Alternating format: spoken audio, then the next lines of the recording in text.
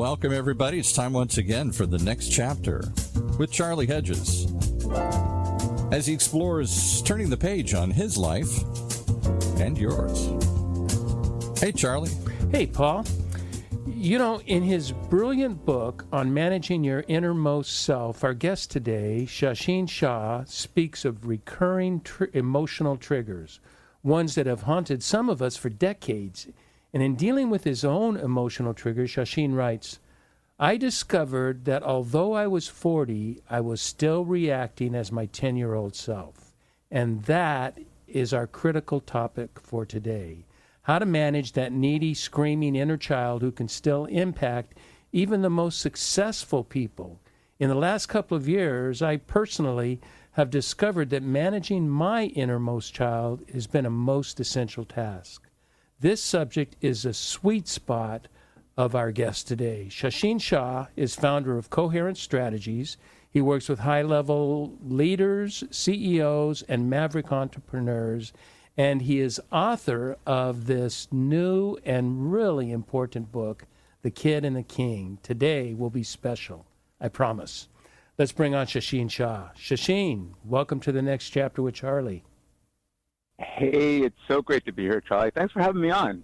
Yeah, I can't wait. You know, I've read through your book, and there are so many pertinent thoughts, and I can relate to so many on my level and the people that I coach, and I just think you bring so much to the table. I can't wait to hear what you have to say.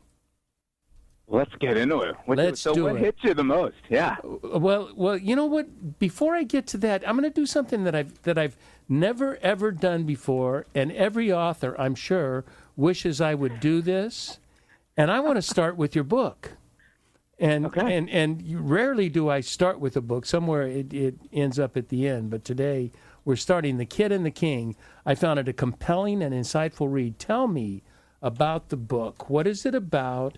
And why is it essential for all of us to be aware of the content? Okay, well, I'll answer it this way. This book was written, well, it's interesting, right? We coach and teach what we need the most help with, right? That's kind of how it works in my mind. And for me... So the coach teaches against his own needs. Yeah, pretty or much. Her right? Own needs. I get it. Coaching and teaching the stuff that right? So the book's about the emotional mastery process. Well, guess who needed the most emotional mastery? That was me, right? Yeah, so It's a book that could have easily been called Why Do Really Smart People Do Dumb Things? I say that because what I wanted to address in this book is the confusion, I would say, that I had and that my clients had with, on one hand, knowing themselves as extremely successful, bright, intelligent, good-natured people that would be tripping on themselves, whether it be addictions or just procrastination or confusion about simple things. I mean, these were Harvard-educated, Ivy League-educated, masters, PhD level, people that have climbed the ladder and gotten degrees and titles. And for some reason, just, I don't know, there was this duality. And why is it that I can do all of these things so well, and yet I find myself acting out, lashing out, or engaged in behaviors that are not consistent with who I am? So the premise of the book is that what if there's just two parts of us? The book's inspiration actually came from the movie A Beautiful Mind. That all about John Nash's multiple personality disorder and his journey. And I remember, for those of you not familiar with the story, it's about a really brilliant mathematician that has multiple personality disorders. And along the way, it slowly becomes more and more debilitating. So you kind of follow his journey, and he gets married, has a baby, and it gets to the point where he can't function, and there's almost a threatening situation with his wife and his child, and they put him on medication. And the medication works, and it solves issue with these multiple personalities. And these three distinct characters, personalities, were kind of personified and made live in the movie, and they would talk to him. There was a spy, there was his college buddy, and there was this little girl, and they were characters that would come into his consciousness and kind of disrupt his daily flow. Well, he became this automaton, basically, sitting on his porch smoking cigarettes, and he was this brilliant mathematician, and he wanted to get back into the game. And he had this epiphany one day that it's like, wow, you know, these voices in my head can't actually be real, because that little girl has never grown up. She's still young, and at that time it had been 25 some odd years that had gone by. She's like, she should be in college by now. Wait a second, this can't be. So therefore, these voices cannot be real. Therefore, I should not give them any weight, and I am going to go on a diet of the mind. And in that diet of the mind, you see him begin to develop a new relationship with the voices that are in his head. And so the movie ends with him kind of assimilating back into academic life, getting recognized by his peers for his achievement in mathematics. And at the end, there's this scene where the dean of students, who had been this big advocate, says, so John, he's like, what happened to the voices? You know, how's it going? And in that moment, the voices all pop up, right? And John Nash looks at him and just kind of acknowledges them and smiles, and he's like, it's good. And he walks down this path with his wife. And I remember that struck me, because at that time I had voices in my head. You know, that voice, you know, that you hear at night, in the morning, in the middle of the day. And for those of you who's like, what voice? That's that voice that just went off in your head. That's the voice I'm talking about. Yeah, that negative voice that has right. all of these haunting things to tell us. That's right. And so what is that? Where does this fear, doubt, insecurity, procrastination, where does that self-loathing, where does this stuff that I realized that I wasn't the only one that was having it, no matter how successful you were, no matter how much you accomplished, no matter what you have done, human beings, I found, everyone had this voice that would say some of the most debilitating, harmful, mean things to ourselves that would then lead us down this path of, well, I'm not going to do it today. I'm going to do it later. I'm not going to do that, you know, or you get frustrated, you get upset, you're perceiving things as threat. There's this kind of almost illusion that happens about your reality through this voice. And so the idea was, well, I know that the best thinking that I was exposed to is that, well, you just develop some self-control, Shasheen. You know, suck it up. Like, hey, you know, yeah, you got to go and spite it. And it was this very masculine, let's crush it, let's dominate it, let's go fix it, go get a coach, go get a therapist, go get some drugs and medication, do something. But, you know, you have to overcome and defeat this voice. And what I found was there was no defeating the voice. The harder I tried to defeat it, the more discipline and control I put on top of it, even though it would allow me maybe to get to the next level, it would come back with a vengeance. So what was the solution? So the idea was, what if we changed the relationship with this part of ourselves? What if, instead of trying to fight this voice, instead of trying to, you know, try to crush it or conquer it, we actually become so familiar with it, like it's, I mean, you know, one of my favorite things that I think I could, the moment I really got it was when a mentor said to me, he said, Shasheen, you're just not that interesting. And I said, what? What do you mean by that? And he said, it's like, it's the same thing. It's like, I hear all these childhood fears and anxieties, you're not good enough, and your dad, and, you know, you're Indian, and da-da-da-da-da-da-da. It's the same story, same triggers. It's the same circumstances. It's the same kinds of people. It's the same tone of voice. It's the same thing again and again and again. He said, look, we just need to take some responsibility now for this and recognize that these conditions are always going to exist. And it's almost predictable that if you walk into a place where there's someone that has more money than you, has got a better degree than you, has more power than you, is better looking than you, whatever it might be, that little kid's going to come in and you're going to start to feel insecure.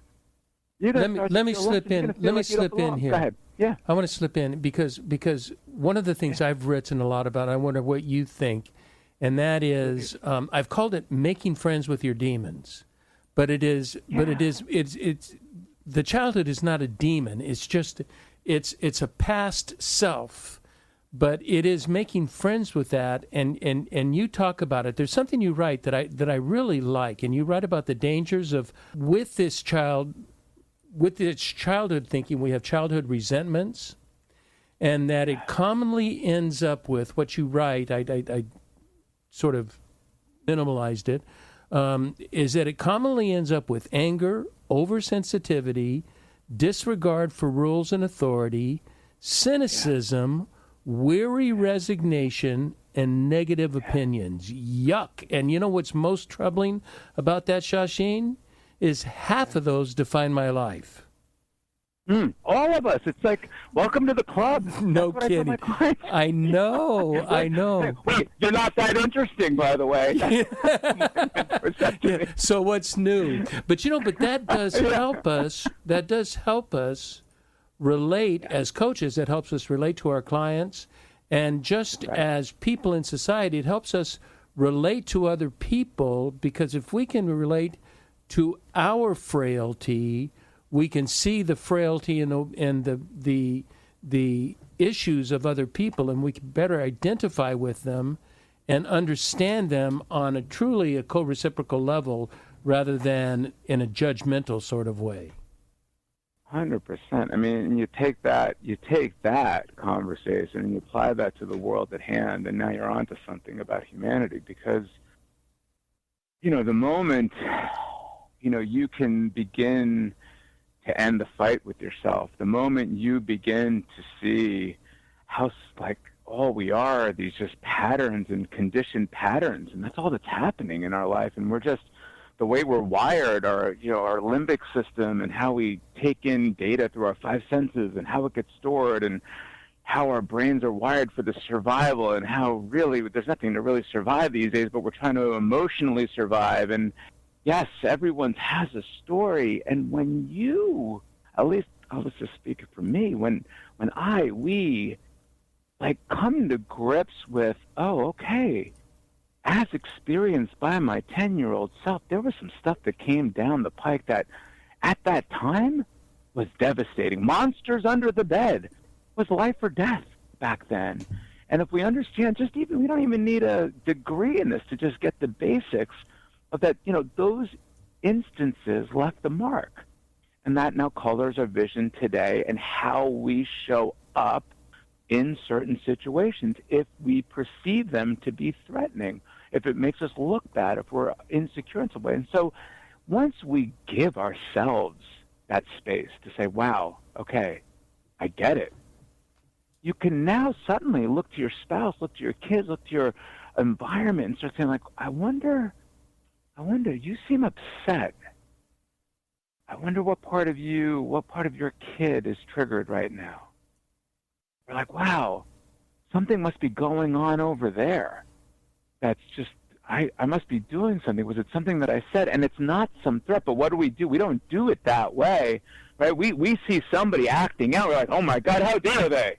Yeah. And then our kid reacts, and then we start in, and then and it just escalates really quickly. But the moment you can start looking at the world through, first ourselves, through a more compassionate lens, it allows that to extend into our immediate world and to humanity at large. And for leaders, for example, I mean, this is a classic leadership fail where you've got individual performers out there that are brilliant, and they are like the give me the ball guys, like give me the ball and I'm going to nail this. And they're hard work, discipline, and hard work, discipline, and hard work, discipline, and hard work, discipline. And they win that game. They know how to do that game really well, and they get promoted. Now they're going to manage a team. But they're not satisfying. They're not approaching or even addressing the real need that's driving them to do that. Oh, that's right. And we talked about that in a book title that a friend of mine was going to write that never wrote, that I love the title, and that is The High Value of Low Self-Esteem. There you go. And that's what we're trying to fill the hole of self-esteem with productivity and accomplishments, and they just do not fill the hole, yet we don't realize that, so we keep filling that hole, and so the lower the self-esteem, the more the value of the person, because they're going to be even more productive. So That's right. And well said. Well said. You write, and I like this, at a critical point in your life, and at 40, you realized that you had some emotional and relationship problems with the family members, and what you decided, because you had spent the first 30 years from 10 to 40, you had spent the first 30 years evaluating the other person, evaluating the faults, the deficiencies, the bad things that person did, and you realized at some point that this was more about you than it was about this other person, and so you decided to take a long and hard look at yourself. What did that look like, to take a look at yourself? How did you do that? Man, so like here I am, 40. You know, I'm a coach. I'm a consultant. I'm a well-paid coach and consultant at that point. I definitely ran up the ladder and rung some bells. Charge stupid money. Yeah, I understand. I think all of us, and I see other coaches and other practitioners where there is something out of alignment. Like, well, we have the intellectual understanding of the mechanisms that are at work in productivity, and the mechanisms that are at work at forgiveness, and the mechanisms that are, all the information is there. I mean, my gosh, the Serenity Prayer, how simple can they make it for us, right? And yet we spent our lives, spent my life literally looking for that wisdom to know the difference. And I don't know, I think there's a point at which you just get tired enough where you're just like, I've had it. I can't continue to experience, in this case, my father this way. I can't have some guy 3,000 miles away from me at that time get on the phone and send me off the deep end, really upset. And here's someone like me, I'm a coach, I'm a consultant. I mean, I'm helping people with this, helping relationships, and wait a second, this is so out of whack right now. And I still had this childish relationship. I had not grown up yet with this one relationship with my dad. And I remember I took a page right out of this. It was the prayer of Francis of Assisi that someone had given to me years ago. And I caught a glimpse of it, and I remember reading it at that time, and I was just struck by, I forget, the prayer essentially says, seek not to be understood, but to be understanding. Seek not to be loved, but to be loving, because it's in giving. Here, let me read it. I wrote it down. Yeah, please. Lord, make me an instrument of your peace. Where there is hatred, let me sow love. Where there is injury, pardon. Where there is doubt, faith. Where there is despair, hope. Where there is darkness, light, and where there is sadness, joy. Help me not to seek so much to be consoled as to console, and that may I understand to be loved as to love. For it is in giving that we receive, it is in pardoning that we are pardoned, and it is in dying that we are born to eternal life. That's St. Francis of Assisi from somewhere in the late 1100s to early 1200s.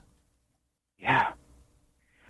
Thank you for reading that and just taking a moment there to just take that in, because the message is simple, but the practice is put me on a journey that really helped transform who I am today as an adult. Because what I had to do is, I was clever enough to say to myself, I was like, I knew it was a question of being somebody different, not doing something different. So I got that distinction. And I was, well, then who would I need to be to give to my father everything that I had been asking of him? When I was asking him to be more, more interested in my life, more communicative, more loving, more engaging, more this. I had a list. And I looked at that list and I was like, well, am I any of those things for him? And I was like, no. And then the thought of me being that for him I mean, my first reaction was, hell no. No. But you know what you realized, and what catches what I as I read about that story, what made me think is you realized he was going through the same things you were. Oh. Is that was his life story with his father? I mean, 100%, and that's what the result was when I finally, the first step in that, though, before I got to that place, was just simply the idea. This is where this word emotional generosity came from for me. It was like, well, I wasn't willing to constitute myself as an emotionally generous person and give freely. I knew intellectually through my Eastern studies, I'm like, yeah, I should be able to light candles and light this person up with that, give freely without any attachment. I mean, I understood it intellectually, but I realized that I was so blocked in this instance for whatever part of divine inspiration in that moment. I decided that it was time for me to lean into that one and do whatever and try to just push myself in that direction.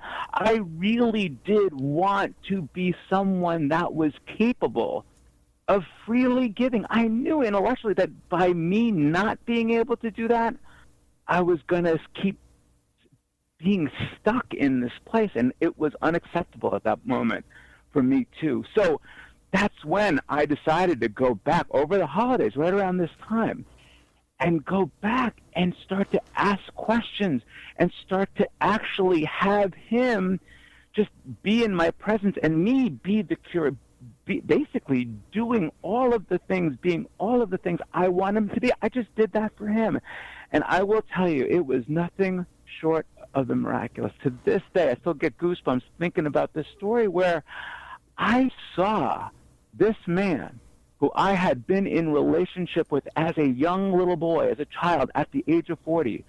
Suddenly, it was like something happened. It was like the tide shifted, and suddenly I'm looking at this little boy. And he's just going, yeah, and then I do this, and right now I'm this, and I could just see him light up like the lights of a Christmas tree.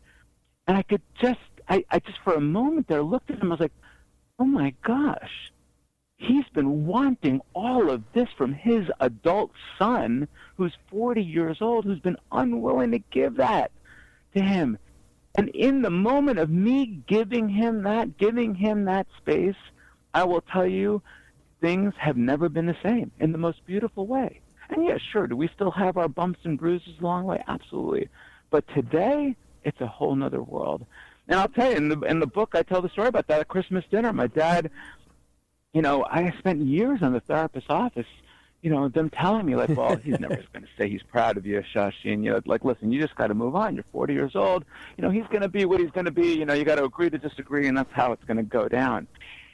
And we were about to start dinner, and I said, well, what do you do, Dad? Because I hadn't come back for Christmas in years. And he said, well, you're the coach. What do you want to do? I said, well, what do you do? So I was like, yeah, what do you want to do? So Coach us. I just started to acknowledge everybody. I just started acknowledging, and I said to Dad, thank you, for the man that you are and the life that you've granted us and the opportunities and education and the coaching and the therapy and, who I get to be today is someone that makes a difference in life. And I owe that to you. And, I mean, it was like you could hear a pin drop in the room. And my dad just looks at the table and he said, son, I'm proud of the man that you are today. And I'm tearing up right now even thinking about it. There was not a dry eye on the table. Everyone had known the brutal relationship that he and I had, the fights and the yelling and screaming over the years. And, in that moment, it was like that one thing I'd been asking for my whole life, that really feeling of hey, Dad's proud of me. I've done good. It was like a little boy inside of me. It was just like that, got his little gold star. And that was the beginning of just recognizing, I'm like, gosh, I'm actually capable of giving this. I'm actually able to receive this. And then that's really when a whole nother kind of stage of life opened up for me. And these past decade has been. Let's hold on that because I want to get to that. But I want to ask a question first. Yeah, please. I think help sort of frame this a bit. And early on, I started with a quote out of your book, although I sort of did editorial privilege on it. I discovered that although I was 40, I was still reacting as a 10-year-old. And that is what we do, is when that inner child that, we get anger and fear and shame and who knows what all from that, is that we still behave as if the inner child is in control. We still see it through those eyes. And I had a therapist on the show, Shasheen, maybe 2 or 3 years ago, that we were talking about this, and she said, you need to look at this, Charlie, through adult eyes. No one had ever told me that before. No one had ever told me. I had always viewed it through the childhood eyes. So that was the filter. Everything went through that. So I was abandoned. I was rejected. I was blah, blah, blah. But when I looked at it through adult eyes, I could begin to see why my parents were in a position that was the only response that they could be, was the way they dealt with me. And it wasn't harmfully. It was just, it didn't do me any good psychologically. But I could understand my parents. And so it's that question, not why did they do what they did, but what happened to them that made them act that way. And when I looked at that through those eyes, Shasheen, it was life-changing. It just, everything was completely different. And that seems to me to be, it seems like what you did. Do those words resonate with you at all? Oh man, you're nailing it. Absolutely. What I said to my dad at one point was like, what was it like having me as your son? Oh my. This angry, stoned, Grateful Dead following, dope smoking, acid eating, mushroom, like just freaking wearing tie-dye shirts. Like, what was it like being in the Indian community when they asked you, what is your son doing? You're like, I don't know. He's on tour with the Dead this summer. I don't know. Or, he's off skiing. He's off hiking some mountain. What was it like for you coming home and seeing the glazed look on my face, me coming home late at night, me throwing tantrums, running around the house like a lunatic? And my dad looked at me and was like, you're growing up, aren't you? Damn, it took me a couple of years, Oh, but that's yeah, great. Right? Like, what was it like for them at that time when they were in their 30s? Tell me. What was going on? What kind of financial worries were they? I mean, this guy was working his tail off. I used to, blame him for never being around. Well, yeah, guess what? You got to go to Colgate University. You got to go to school and graduate with no debt. Yeah. You got to travel around the world. You got to have therapists and coaches. You got to do all these things in spite of your selfish, self-righteous, self-centered world of yours. My goodness. That was the moment I was like, oh. Let me tell you what I want to do right now. I want to take a break because I want to change the direction a little bit. So we've talked about the need, and we talked about some things that you have done, but you, Shasheen, have created a process, an emotional mastery process, and you have this acronym OCEAN that I can't wait to get into. And so I think some of this is really going to help our listeners in articulating very specific actions we can take to appropriate where you're trying to go. And let's take a quick break, and we'll get right back into that. Absolutely.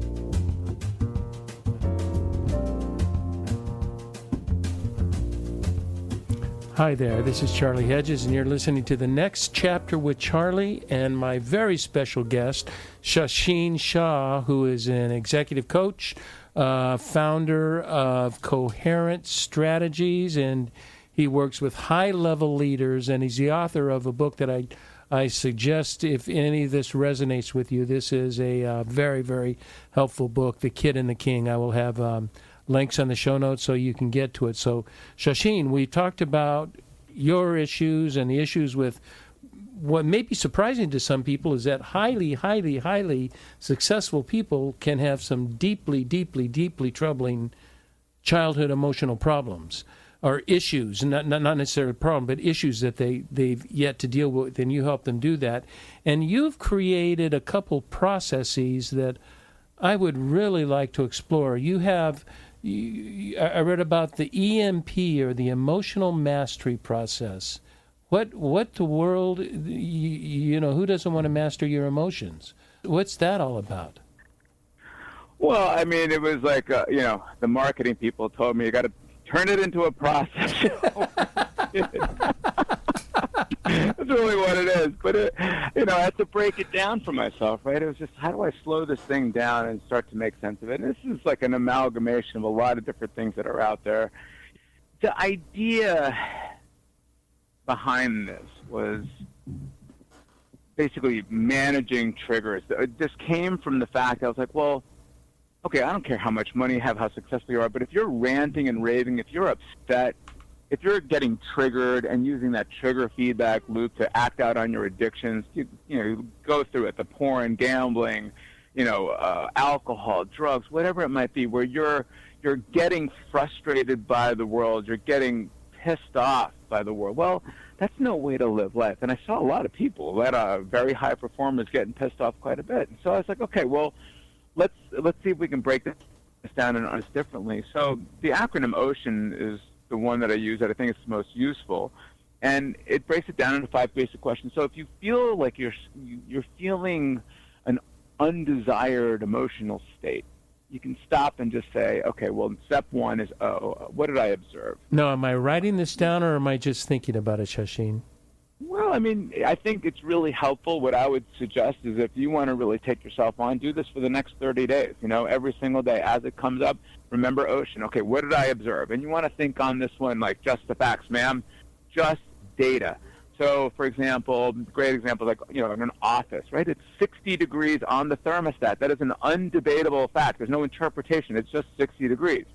Well, if I just came in from Florida, I'm like, can somebody please turn up the heat? It's freezing here. I need a sweater. I'm like, I'm wearing a puffy, and I'm like, got wool socks on, and it's 60 degrees in the office. It's ridiculous.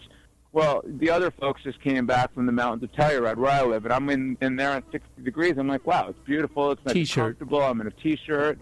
That's great, right? And so what you want to be able to say is, like, what I observed is at 60 degrees. Well, if we come to the next letter, C in OCEAN, then there's a conclusion that we come to. So we observe data, and then we conclude something about that data. Now, this step, I think, is where your entire life lives, right? So you're concluding something about objective data. So another example would be like, someone cuts you off. Well, okay, well, what did you observe? Well, a car, was flying down the road and came right in front of me really fast, and he cut me off. Well, what did you conclude? Well, you conclude a lot of things.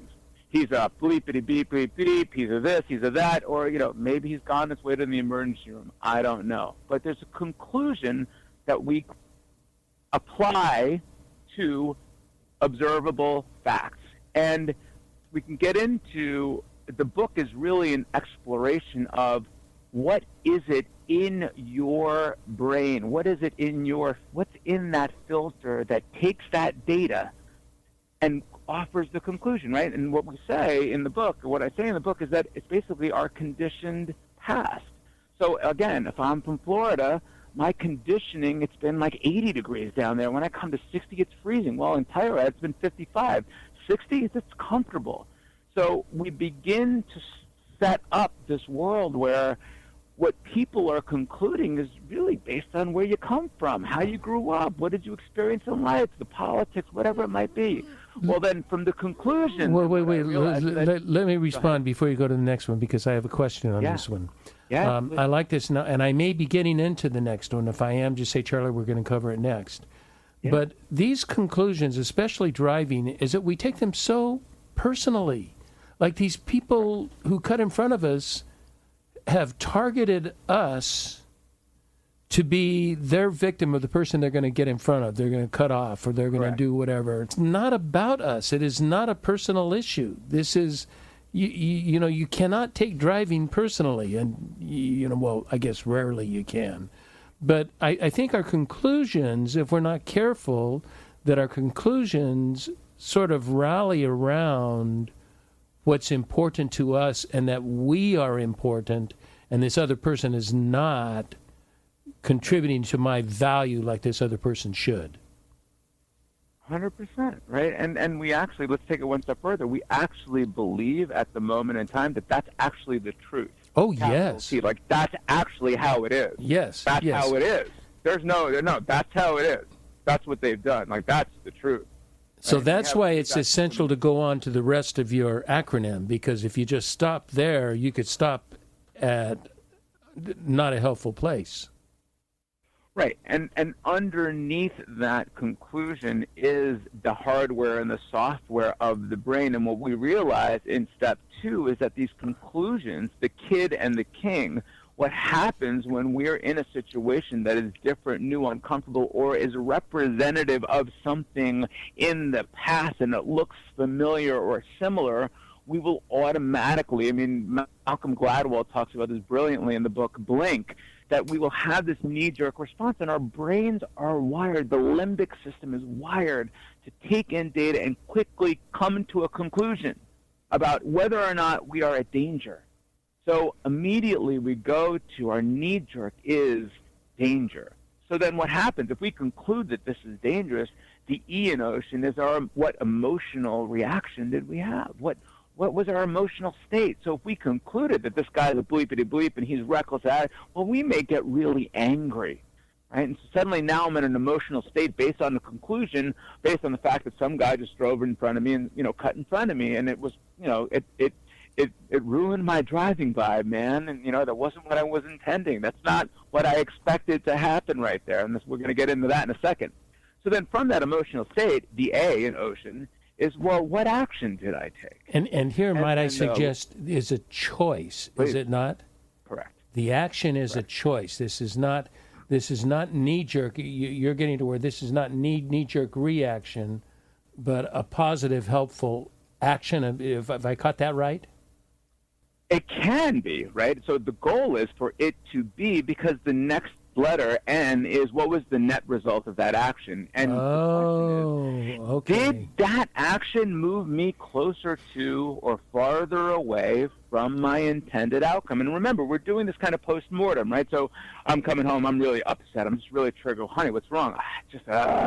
Right? Well, this guy, I've been doing kung fu movies in my head, I'm just really agitated, right?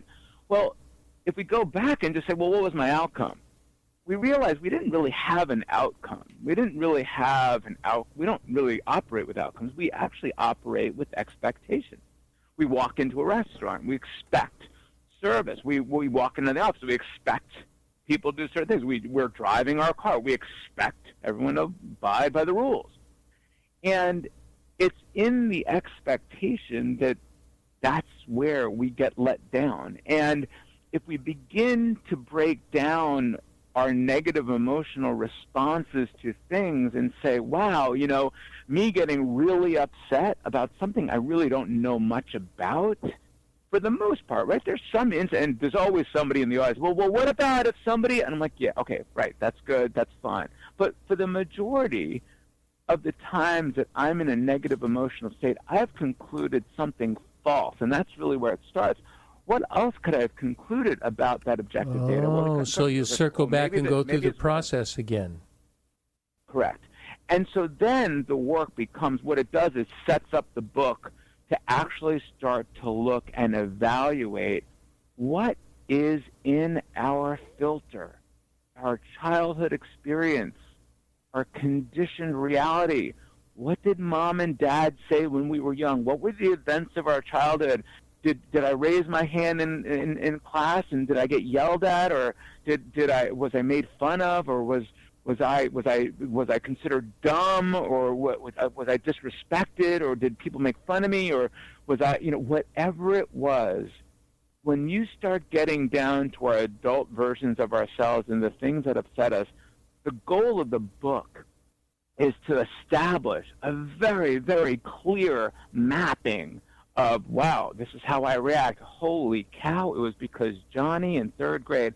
So for me, my self-sabotaging nature of myself came from walking into my dad's office with a 99 on my exam. My dad just said to me, he's like, well, what did you get wrong? I said, I don't know. And he's like, well, what kind of person is that? How could you? And I was like, instead of getting this emotional cookie of like, good job, son, I was like, you idiot. And he didn't say that, but that's what I felt, right?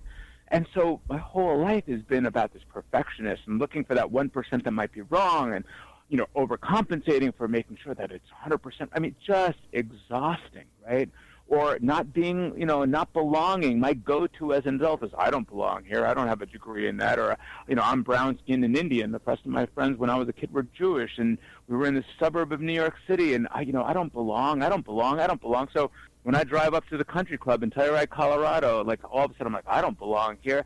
That's just sitting there waiting for me, just like John Nash's little voices were running around in my head. That's sitting there so available to me. But now, rather than allowing that to color my experience and conclude that these people don't like me for whatever reason, and that leading to me feeling like angry or insecure or wanting to prove myself or do something boisterous, I can just take a deep breath and be like, these are not the droids you're looking for. No. Okay, little Shasheen, it's okay. I got this. And let the king take the wheel and just say, I know this pattern. It's so familiar. Of course it's going to show up. It's okay. And this brings me to, I think, the main point of the book, and that is these triggers never go away. These childhood experiences left a mark. They're not going to go away until you die. What you do have at your disposal as an adult is to familiarize yourself with the circumstances under which these triggers typically show up and begin to notice as they're coming up, begin even better to anticipate these situations coming up. And then if you're finding yourself in the middle of it, ID, the emotional state, I stands for intensity, D stands for duration, and ask yourself this question. How intensely do I want to experience this trigger right now, and for how long? And I will tell you, the moment you ask yourself that question, the moment you set yourself free, and you start practicing doing that again and again and again, you're like a ninja. You're like, oh, there it comes again. It's like watching a pitch coming high and outside and be like, I saw that coming off the pitcher's hand. I'm not swinging at that. Ball two. Boom. I'm not even worrying about it. Let me. But you start to read it better. Yeah. Go ahead. Let me tell you a personal story on that.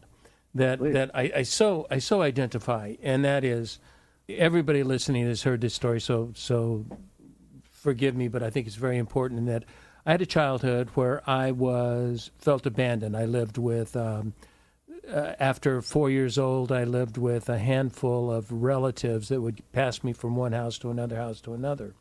And so I sort of had this blame for my mother and father for abandoning me and rejecting me. But, my mother and father were divorced when I was 3.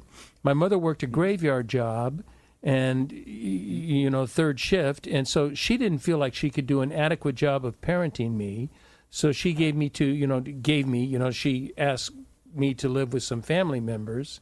And then my father, God bless him, loved me to death, but the man was the man was a quart a day drinking alcoholic, and so he was limited in what he could do. His love was great, but he had a disease, he was broken. Yeah. And so they never really, it's not like they abandoned me. It wasn't like I was bad. It wasn't like Charlie is not worth spending attention on. It was that we just don't have the resources, emotional, physical, or financial, to do that. And when I recognize that and I fully embrace that I could have been in their position, I could have been in an awkward job where it wasn't right or good for me to raise a child, or I could have, submitted to my addictions, and then I'm not capable. It gave me such a very different view. And so, like your father, as you started looking at what he was doing during this time, you felt that he was, a perfectionist and hard on you, was from his past, but also from a point of care. So when we just start reframing these past issues, and they're really not so much issues. I mean, now with some people, they're certainly issues. I don't, when you're talking abuse and issues like that, that's a whole different story. But I wanted to tell that story, but then I wanted to get into something else that you talked about that's right in line with this, that I think you were bang on, and you talk about the role of compassion. And I love what you write about in compassion. And that the first person we have to have compassion on is ourself. And we don't have compassion for ourselves. As a matter of fact, 2 years ago I took a retreat. And it was a 10-day retreat, 6 days, sequestered silence, where you had no books, no computers, no phones. You had a handwritten journal, and you were just in silence. And I went there. There's an intent, like your objectives that you're talking about. What is the objective that you talk about? Mission. The outcome of the outcome. Yeah. I was not able. I could give love well, but I could not receive love because I never felt I deserved love. So I had a 10-day experience with shaman in Hawaii working with me on this, and it's just turned me around to where I can receive love. I can believe, and I don't mean this pridefully because this is true of everyone, I deserve love. I am a lovable person, except when I'm a dick, then I'm not quite so lovable. But it is a powerful concept. Do you think? Yeah, I mean, you're pointing to a couple of different things. I mean, and the thing about the book and the letter writing exercise is an opportunity to write a letter to your kid.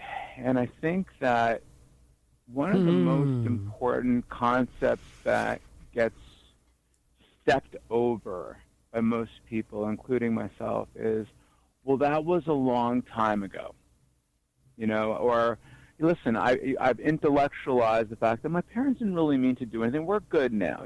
I understand, they did the best they could. That's you get a lot of that, right? I understand that, Shasheen. I've been to therapy. They did the best they could, and I get that. And I'm like, okay, but the evidence of your life still shows that wound is still really there. And I'm like, okay, well, let's take a look at that. And so in the letter writing to your child, I ask you to really take for a moment a chance to acknowledge the childhood experiences, and you basically write a letter from your king or queen self to this child, and where the letter gives you the space to say, hey, in my case I call Bobby, little Bobby, man, that time when Dad did that was serious. I can remember how terrified, how confused, how frustrated, how angry, how crazed it must have felt for you at that time. And to give voice and give credibility to the fact that in that moment, that was real. It was painful. It was hard. It was whatever, fill in the blank. Right? And I think that we step over that so much. And so now the point is like, okay, let me divide myself up and just say, what if little Bobby went through those things, felt those things, was made fun of that way, whose dad said those things, whose the kids said, all that happened to Bobby? Well, no wonder when I get triggered, Bobby's going to come up, and based on what he experienced, it makes a ton of sense that I would react in that way if Bobby's driving the bus of my life. And for me, that really changed things for me because I got to allow all of that negative, hurtful, painful moments, experiences that happened to me at a time where I didn't have the mental, emotional, or intellectual capacity to process those events in an adult-like fashion. What I call it, kid logic took over. Do you know the number of kids that believe that when their parents divorced, that if they ultimately personalize it, right, that you talk about everything gets personalized, that child personalized everything. They think it's like, if I was a good boy, if I was a better girl, then they wouldn't have done that. Or they conclude falsely about things. I didn't say to myself when I was 10 years old and my dad said, well, where did the other point go? I didn't say, well, Dad, thanks, good on you, man. That's a great lesson. I know how much you love me. I get it, man. That's awesome, dude. Good. That's one to live on.